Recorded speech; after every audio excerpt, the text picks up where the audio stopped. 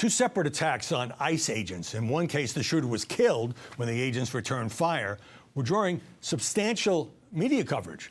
But different elements in the media are having very different debates. After the White House press secretary asked Democrats to tone down their rhetoric, President Trump echoed those concerns. These officers are doing a tremendous job. They're great patriots. If you expose them because of statements like have been made by Democrats and others on the left, usually, mostly, I think probably exclusively, you put them in great danger, tremendous danger. The actions of these domestic terrorists are 100% inspired by false narratives peddled by the press and Democrats at all levels of government. Democrat voters are out for blood, and it looks like radicals are happy to deliver. Two separate ICE facilities ambushed just 3 days apart. But on the liberal side, there was a lot of ripping of the agents as an opposition force after they showed up at Los Angeles' MacArthur Park. Those complaints led by Mayor Karen Bass.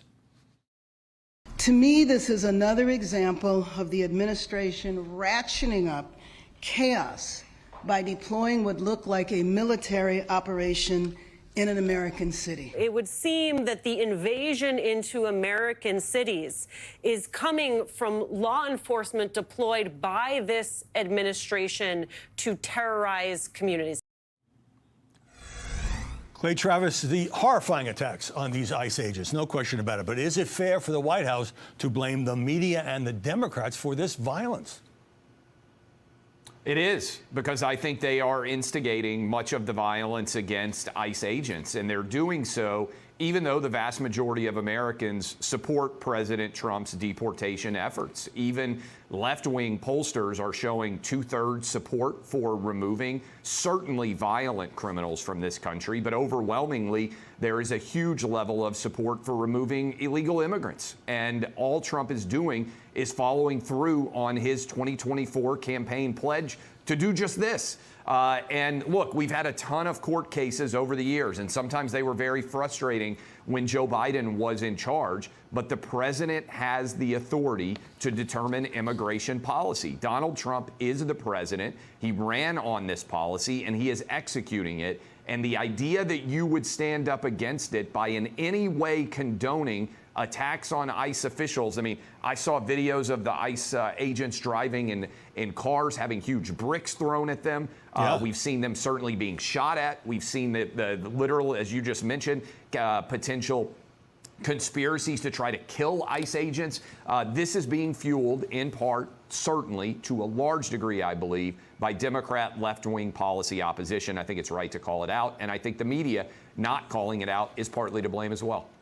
Laura, this whole offensive against the media and the left as supporting violence is a really serious charge being made against millions of people, as if they want these people to be shot at and dead. In fact, why don't we put up the pictures of what happened just the other day in Ventura County, California, where ICE agents raided a major cannabis farm and protesters threw rocks, and President Trump said these slime balls must be arrested and prosecuted. Laura.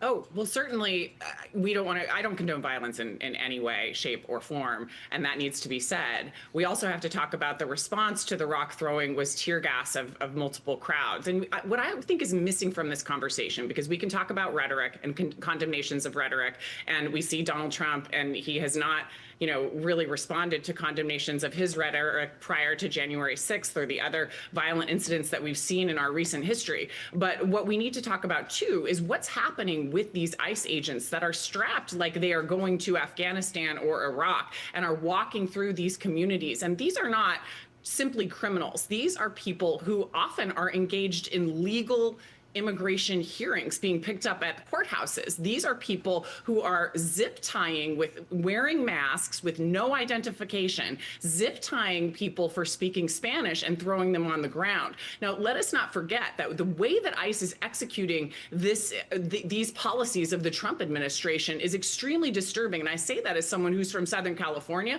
that saw it happen just down the street from my house. And this is something that you see people responding to. And again, violence is not not the answer, but you have to acknowledge that there is resistance and there is objection to these extra legal processes that are happening on our streets, and whether or not they're legal, it has to wind its way through the judicial system. And in the meantime, we've got people on horseback with assault rifles. Just look at the video. These guys are getting attacked like crazy. They deserve the right to defend themselves, and all the people attacking these ICE agents should be arrested. By the way, if you cross the border illegally, which 20 million people have, then that's a crime, and you should be kicked out of the country. I don't think this is complicated. I think most Americans Let me jump agree. in, guys. We did a search, and we found for the first 2 attacks, 2 reports on MSNBC, 1 item on CNN. Maybe we missed a couple, but how is that even possible, Clay? Well, because they don't want to cover it.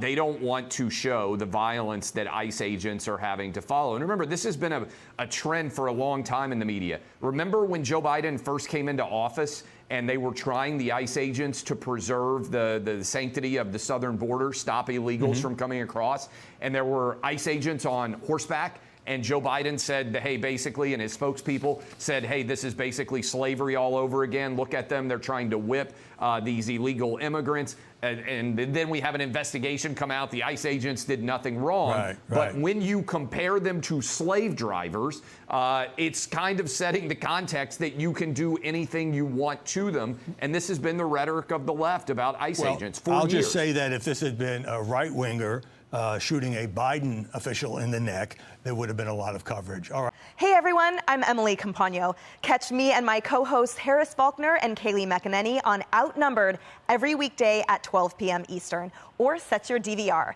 Also, don't forget to subscribe to the Fox News YouTube page for daily highlights.